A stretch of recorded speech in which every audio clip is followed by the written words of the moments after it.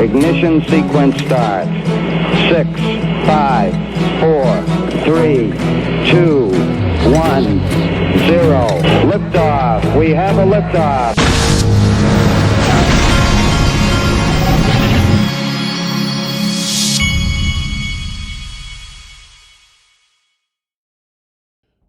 Hey everybody, this is the Digital Asset Investor, and boy, are there some interesting video clips and video going around this weekend.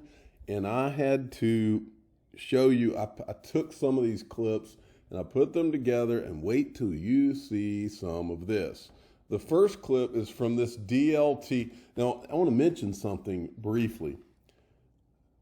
I'm noticing that there are starting to be a lot of Twitter handles popping up out of nowhere recently, and I don't know what you want to call them, but they seem that these are people that seem to be kind of plugged in to, and some people would call them, you know, that's conspiracy or that's speculation, but hell, I've been here for speculations for 8 years and I continue to speculate. That's why we're all here. If we weren't speculating, then we wouldn't be in the most speculative asset class maybe in the history of the world. Speculation is what this is all about. But a lot of these people that are all of a sudden popping up are saying things that a lot of us have been thinking, and things I've been covering for almost 3 years now. A lot of this stuff makes sense. Listen to this one. Most do not understand the innovative technologies of distributed ledger technologies. I'm here to educate. Most seem to think the tokenization of assets is the real innovation. And they would be correct, but for the wrong reasons. Most think that the exchange of currency online is the end goal. I'm here to tell you it's not. The tokenization of securities, properties, commodities, currency, debt, and any derivative contract is a life-changing innovation, but most seem to be fixated on money. In the future, all exchange of value will run on global distributed ledgers. But of course, anyone in crypto will tell you this, but will they tell you why? Okay, I just thought that was an interesting clip. Now, here's another one. For those of you that don't follow real XRP boy, this guy, a lot of times, especially on the weekends, he's digging up footage that I can't even remember if I've ever seen. And I don't remember seeing this. Maybe I did, maybe I didn't. But this is a good one from Mark Carney, who was the governor of the Bank of England. Now he's on the board at Stripe, which was one of the first investors in XLM. Stellar. And as the SEC and here in the UK, the FCA have argued forcefully, so-called initial coin offerings will not be allowed to use semantics to avoid securities laws designed to protect investors, except retail Ethereum investors in particular. They'll be allowed. Finally, prudential regulators like the bank's PRC are in the process of clarifying how the existing regulatory requirements for banks, including capital, apply to any future crypto asset exposures. So, I trust. Okay. All right. That was very, very interesting stuff. Now, Leonidas had put this out for people DMing me, asking me about Jed. That's Jed McCaleb of Stellar, who started Ripple. Jed's sales have been declining due to a drop in XRP volume. Today, Taco Stand, that's Jed McCaleb's wallet, I think, sold 4.8 billion XRP, the lowest in 7 months. Total held in Taco Stand plus Ripple wallet, 1.057 billion. Okay, let me see here. Wait, no, see, he sold 4.8 million, not billion. Okay, total held in the Taco Stand Ripple wallets, 1.057 billion. At 4.9 million per day, it will take 215 days to run out. Now, what I tweeted was, I'm more interested in who he's selling to. I think this might be a more interesting question than who Satoshi Nakamoto is. I've believed for a long time. I don't think Jed McCaleb is just this guy. Now think about this for a minute. Here's a guy who helped to create the XRP ledger, along with Joel Katz or David Schwartz, Arthur Brito. So for some reason in this whole SEC lawsuit, the SEC has no interest in talking to the one guy who's been selling more than anybody, openly, brazenly.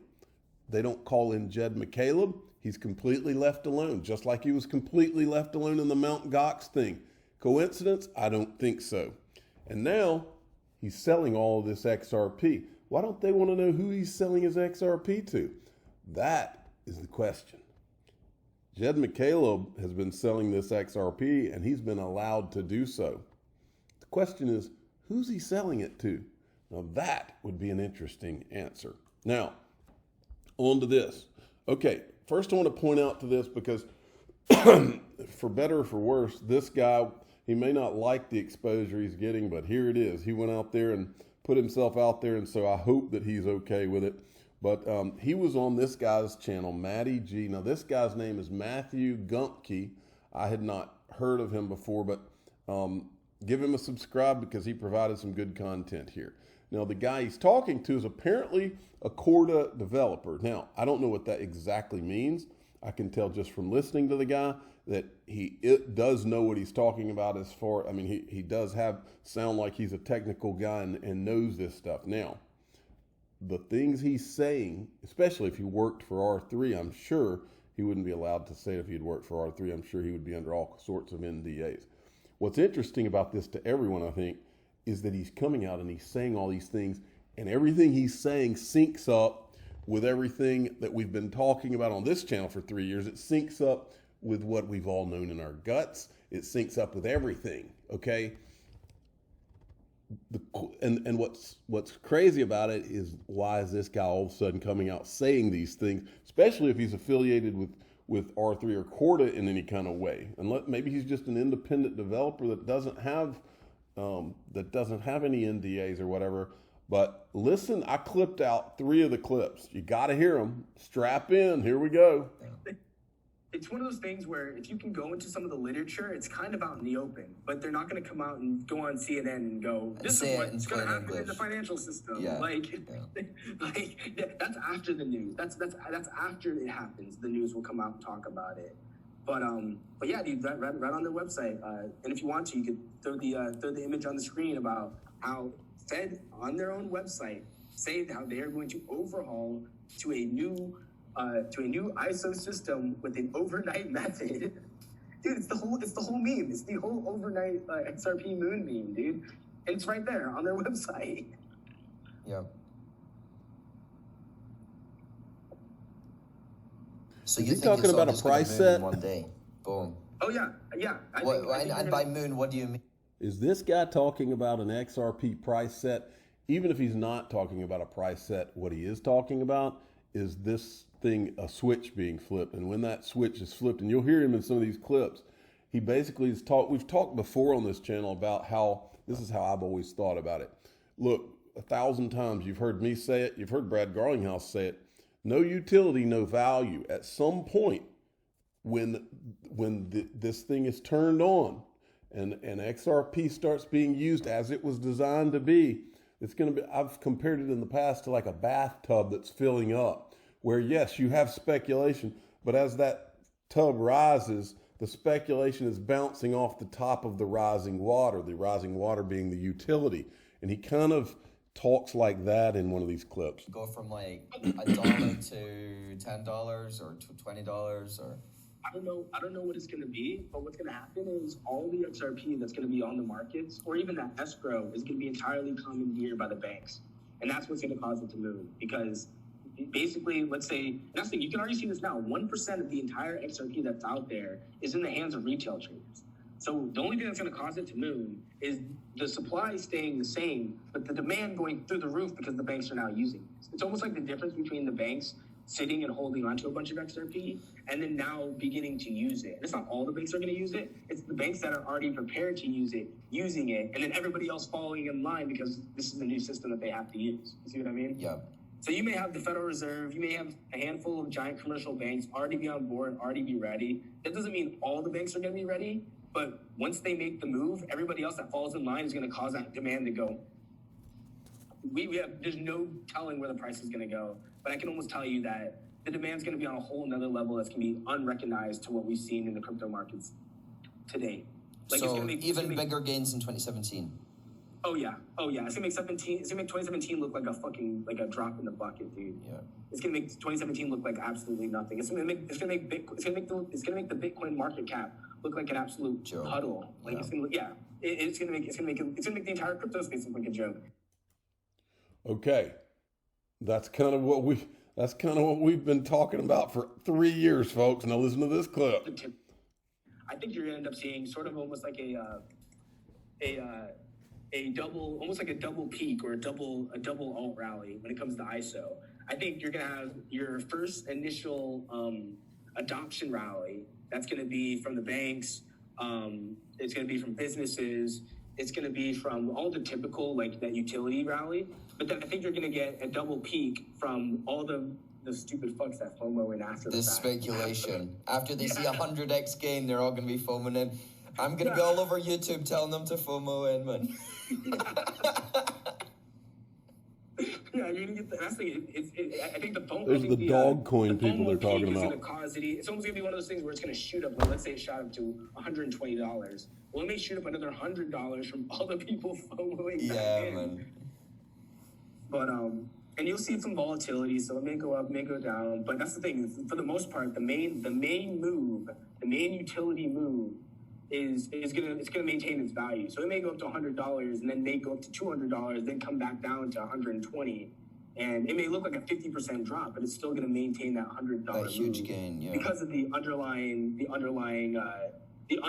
use case and the underlying need and demand is just gonna be so great once there's clarity around not only legal clarity from the SEC, but clarity in regards to how the banks operate with each other. You gotta remember, if the Federal Reserve all of a sudden said, we're ISO, we're using these tokens, this is how it is, all the banks have to fall in line. So it could very much be an announcement tomorrow by the Federal Reserve that basically dictates the price of all the ISO coins. Yep. Wow. And then the final clip, listen to this. We got some Bitcoin stuff. So I wouldn't be surprised if there was. It's one of those best things. I don't know if it'll be at 97%. I don't think the price of XRP is really going to drop under 50 cents again. So that's sort of the way to look at it. I think if the price will drop, it'll probably moonshot, then drop. I call it the final shakeout because, like, so the markets are manipulated. So, of course, if you want to freak people out, you'd moonshot it and then crash it, which I think that may have just been this past like 2 months, really, where it shot up from shot up to $2. People, got all tweaked out. Now it's back at like 67 cents, and everyone that was too late lost all that money. Yeah. But it's one of those things too where I think this is all part of a manipulated shakeout, because it's one of those things too where I think in the next few months we're going to see I think you're going to see Ethereum overtake Bitcoin, mostly because it's manipulated, but I think you're going to see XRP and a bunch of other tokens overtake Bitcoin. So I wouldn't be XRP overtake Bitcoin. How about them apples? Okay, I was going to mention something to y'all. I was about to buy a bunch of crypto on Coinbase, and I decided I've changed my mind. I'm like, what am I thinking? I watched that Peter Thiel video the other day where they talked about how he had $1,700 in PayPal stock in his Roth IRA, and now it's worth $5 billion. And I was like, what am I doing? I mean, I have 2 accounts, but too often I make the mistake of buying through my Coinbase account when I could do my annual contribution to my Roth or add to my SEP IRA. So I'm sending off money to my Roth IRA so that I can buy inside of my IRA, because I want to be like Peter Thiel and have some monster tax-free account. This is iTrustCapital where I'll be doing it, and you should open an account too where you can buy crypto in your IRA if you haven't done it yet. There's links in the description of my videos. They are a sponsor, and I am a customer of theirs. I'm the digital asset investor. I'm not an investment advisor. This is for entertainment purposes only. Please subscribe, hit the like button, and tell your friends and family that getting some sort of an IRA to be able to take advantage of the tax laws and buy crypto inside of an IRA is a really smart plan